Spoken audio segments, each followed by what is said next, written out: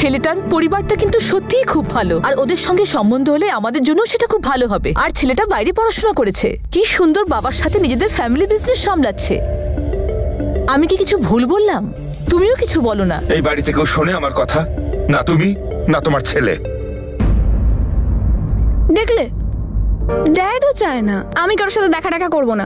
তুমি এই মিটিংটা ক্যান্সেল করাও, ঠিক আছে? তুমি তো জানো আমি লাভ ম্যারেজ করতে চাই। আমার জীবনে রোম্যান্স ইন হওয়ার আগে আউট করে দিও না। এইসব লাভ টাভ না, সব বাজে কথা।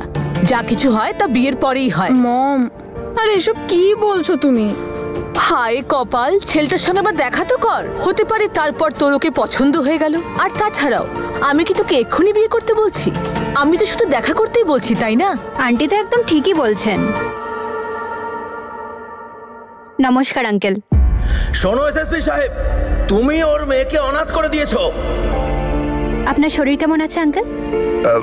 আমি ঠিক আছে।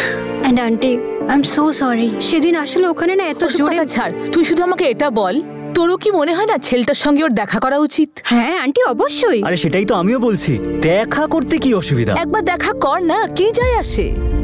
ওকে ওকে ফাইন, দেখা করতে পারি একটা শর্তে। সন্ধ্যাবেলা যখন ও দেখা করতে আসবে তখন তুমিও আমার সঙ্গে থাকবে। শুলেই যখন চড়াতে চাইছিস তাহলে মরাল সাপোর্টটাও দে। আরে ভাই মল্লিকা। হ্যাঁ হ্যাঁ মা, তুইও চলে আসিস। ঠিক আছে আন্টি, আমি আসবো আর একে তৈরিও করে দেবো। ওকে তৈরিও করে দেব। নূর, তুই কিভাবে বিয়ে করবি? মানে আমি বলছি, কিছু ভেবেছিস নাকি? কিরকম ছেলে পছন্দ তোর? আমার এরকম ছেলে চাই যে লাইফে পুরোপুরি সেটেল করে গেছে, যার অনেক টাকা আছে, পাওয়ার আছে, আর যে আমাকে সব কিছু দিতে পারবে যা আমি চাই। আমি চাই আমার একটা সুন্দর লাভ স্টোরি হোক। আচ্ছা, এমন একটা ছেলে আচ্ছা যে আমায় খুব ভালোবাসবে, যাকে আমিও ভালোবাসবো। হ্যাঁ হ্যাঁ। আর যে আমার জন্য সবকিছু করতে রাজি হবে, নিজের প্রাণ দিতেও ভাববে না। আর ওয়েডিং এর দিন না হোয়াইট কালারের ঘোড়ায় চড়ে আসবে। আয় হায়।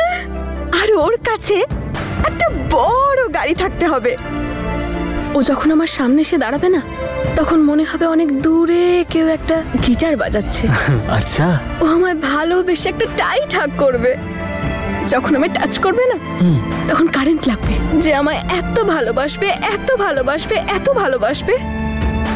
ভালোবাসা তো হয়েই যাবে, শুধু জীবনে সেটেল হওয়াটা দরকার। মনে হচ্ছে তুমি সব ভেবেই রেখেছো। না মামি, আসলে তুমি আমাকে জিজ্ঞেস করলে তাই আমি বললাম। আরে এতে ভুলটা কি করেছো? আরে আমিও তো এটাই মানি, টাকা আর পাওয়ার থাকলে সব সেট থাকবে। আচ্ছা তুমি একটা কথা বলো তো, এগুলো এমনি বললে নাকি সত্যি কাউকে পছন্দ করে রেখেছো? আরে না না মামি, আমি কেন পছন্দ করব? দাদু দিদা আছে তো, ওরাই পছন্দ করবে আমার জন্য কোনো বড় লোক ছেলে। হ্যাঁ তো ঠিক আছে, তুমিও পেয়ে যাবে লম্বা গাড়িওয়ালা বড় লোক ছেলে। আচ্ছা ছাড়ো, এই সব কিছু ছাড়ো। সব থেকে গুরুত্বপূর্ণ বিষয় হলো তাড়াতাড়ি রেডি হয়ে গিয়ে রেণুকার সাথে দেখা করো। ওর কাছ থেকে গিয়ে মশলাদার খবর নিয়ে এসো। যাও, জানতে হবে তো মিস মল্লিকা ওই বড় লোক ছেলেটাকে হ্যাঁ বললো নাকি না। যাও যাও। এটা তো ঠিক কথা, আমাকে গিয়ে দেখতেই হবে যে ছেলেটা কিরকম। আন্টি, ফ্যামিলিটা তো খুব ভালোই মনে হচ্ছে। নাম্বার 1 ছেলে এনেছি।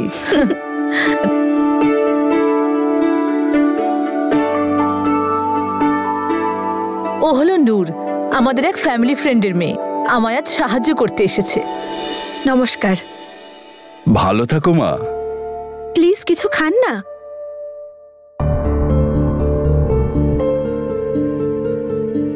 দিদি, মল্লিকা কোথায়? ওকে ডাকুন। হ্যাঁ অবশ্যই, 1 মিনিট। ঈশান, একটু দেখ তো। হ্যাঁ মা,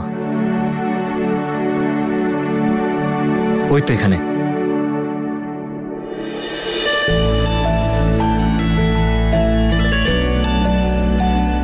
ছেলেটা বেশ স্মার্ট লাগছে। তুই পটিয়ে নে।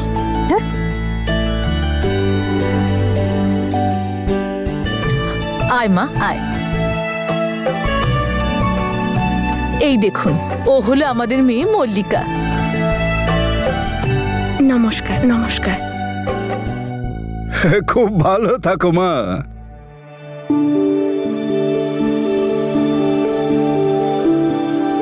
থ্যাংক গড তুই ওকে শাড়ি পরিয়েছিস। আমি তো এই কাজটা আজ অব্দি করতে পারি। আরো হলো নম্রতা আমার মল্লিকার ছোটবেলার বান্ধবী। ওরা দুজন একই সাথে বড় হয়েছে।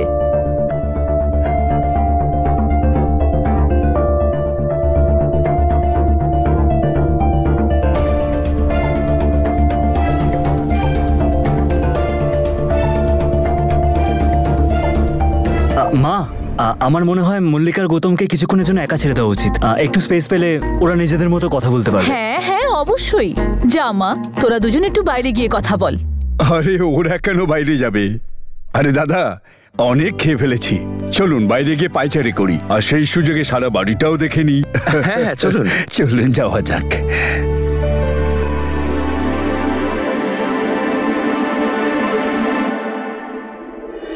All the best. Hi, coffee? Thank you. আচ্ছা, আপনারা কথা বলুন, আমি আসছি। নম্রতা একটু দাঁড়া। আরে তুই বস না এখানে।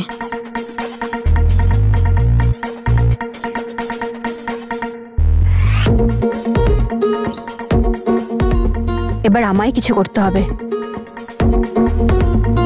কফি স্ট্রং হয়ে যায়নি তো? আসলে আমি আর মল্লিকা স্ট্রংই খাই, তাই। It's perfect.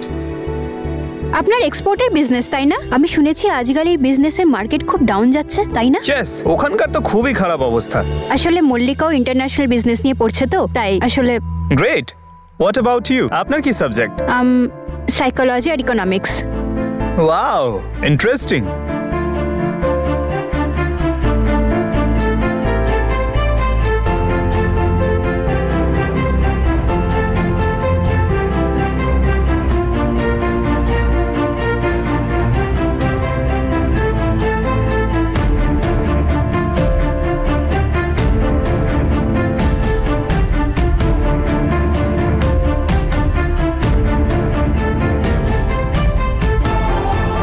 ওকে দেখে তো মনে হচ্ছে ওর নম্রতাকে ভালো লেগেছে। আমি যেটা ভাবছি যদি সেটাই হয় তাহলে তো জমে খিস। গৌতমের মায়ের তো আমাদের মেয়েকে খুব পছন্দ হয়েছে, আর গৌতমের বাবাও তো আমাদের ঈশানকে দেখে খুবই ইমপ্রেসড হলেন। কিন্তু এখনো পর্যন্ত তোর ফোন কেন এলো না? এত বেশি আশা তুমি করো না, কিন্তু একটা কথা আমার মাথায় ঢুকছে না, তোমার এত তাড়া কিসের? ফোন এসে গেছে। হে ওপরওয়ালা, সব যেন ঠিক হয়। হ্যাঁ নমস্কার দিদি, বলুন। কি এটা আপনি, এসব আপনি কি বলছেন দিদি? কিন্তু আপনার তো। হ্যাঁ ঠিক আছে, বাই।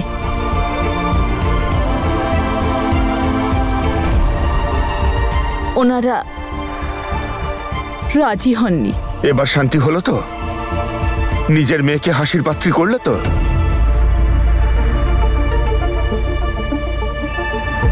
ক্ষমা করবেন দিদি, আমাদের গৌতমের মল্লিকার বান্ধবী নম্রতাকে বেশি পছন্দ হয়েছে।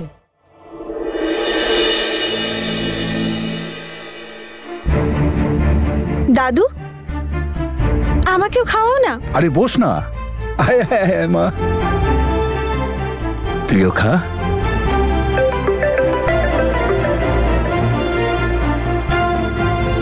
দাদু, আমি 1 মিনিট আসছি। ওরা একে অপরকে পছন্দ করে নিক, ব্যাস, বাকি তো এমনিতেই হয়ে যাবে। আন্টি, বড় দিদা বলেন যখন ছেলের বাড়ি থেকে কোনো মেয়েকে দেখতে আসে তখন ওর সমবয়সী বোন বা বান্ধবীদের ছেলের বাড়ির লোকের সামনে যাওয়া উচিত নয়। আমার মনে হয় আপনার আমাকে বা নম্রতাকে এখানে ডাকাটা উচিত হয়নি। আর আপনি তো নম্রতাকে মল্লিকার সাথেই পাঠিয়ে দিয়েছেন। আপনি তো জানেন আন্টি, নম্রতা কত সুন্দর কথা বলে, মল্লিকাও ভালোই বলে, কিন্তু আন্টি নম্রতার ওখানে যাওয়ার কি দরকার ছিল? গৌতমের সাথে শুধু মল্লিকার থাকা উচিত ছিল। নূর ঠিকই বলছিল, আমার নম্রতাকে মল্লিকার সঙ্গে পাঠানোই উচিত হয়নি। আমি না এক কথা বারবার শুনতে পারবো না। বলছি তো ওরা কিচ্ছু জানায়নি, আর মাও এখন আমাকে কিচ্ছু বলেনি। আচ্ছা ওইসব ছাড়, এটা বল, কাল দেখা করছিস তো? দেখা তো করতেই হবে, না হলে আমার বডিগার্ডের মন কি করে ভালো থাকবে? ওই বডিগার্ড নই, এএসপি। এমনিতে ডার্লিং, মন তো তোমাকেই দিয়েছি, তাও আবার সারা সারা জীবনের জন্য।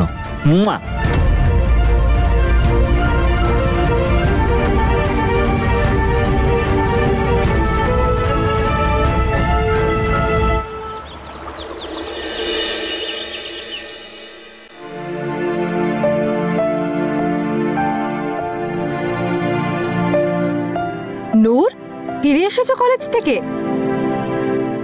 নূর, এই নাও জলটা খাও। চলো এবার তাড়াতাড়ি বলো তো ওখানে কি হলো? পাত্রপক্ষ কি বললো মিস মল্লিকাকে নিয়ে? কি উত্তর দিল? কি মল্লিকার জায়গায় আমাকে পছন্দ করলো? সিরিয়াসলি? ওর কি বুদ্ধি শুদ্ধি নেই মাথায়? অবস্থা তোর তুই খারাপ করেছিস রে, নিজের দেশ বিদেশের জ্ঞান ছেড়ে। শাট আপ মল্লিকা, এখানে কোনো মজা হচ্ছে না। একটা এথিক্স থাকার কথা, যাকে দেখতে এসেছে তার উপর ফোকাস করুক, অন্য কারোর দিকে কেন তাকাচ্ছে? আরে ভাইয়া তো রাগ করছিস কেন তুই ওর ওপর? এতে ওর দোষটা কি বল? তোকে দেখে যদি ওর মনের গিটার বেজে ওঠে তো? আর ব্রো, তুইও সুযোগ বুঝে জিজ্ঞেস করে নিস ওকে, ওর মনেও আবার কোনো ঘন্টা টন্টা বাজেনি তো? কোনো ঘন্টা ঘন্টা বাজেনি। এদিকে আয়। আমাদের ঘন্টা অনেক আগেই বেজে গেছে। সত্যি? এত বড় বাড়ি থেকে সম্বন্ধ আমাদের বাড়িতে আসছে? ওরে বাবা, নম্রতা কোন স্পেশাল পেন দিয়ে নিজের ভাগ্য লিখেছিল গো? আরে মামি, তুমি তো জানোই নম্রতা দাদুকে দিয়ে প্রমিস করিয়েছে দাদু নম্রতাকে ততদিন বিয়ে করার জন্য ফোর্স করতে পারবে না যতদিন না ও নিজের পায়ে দাঁড়াচ্ছে। আরে নূর, আরে এমনটা আবার হবে নাকি যে ও ঈশানকে ছেড়ে অন্য কাউকে বিয়ে করবে? আরে যাই হোক না কেন, ও ঘুরে ফিরে ঈশানের কাছেই যাবে। আর তাছাড়া ঈশান প্রথমে আগে পুলিশ অফিসার হবে, তারপরে গিয়ে বিয়ের কথাবার্তা এগোবে। আচ্ছা একটা কথা বলো তো, গৌতম কি তোমাকে দেখেনি যে ওর চোখ গিয়ে নম্রতার উপরে আটকে গেল? ইস, যদি তোমাকে দেখে পছন্দ করতো ব্যাপারটা কি ভালোই না হতো? তাহলে তুমিও পেতে বড় লোক ছেলে, তাই না? মামি, আরে তুমি কি সব বলো? নূর, তোমার আবার হিংসে হচ্ছে না তো নম্রতার উপর?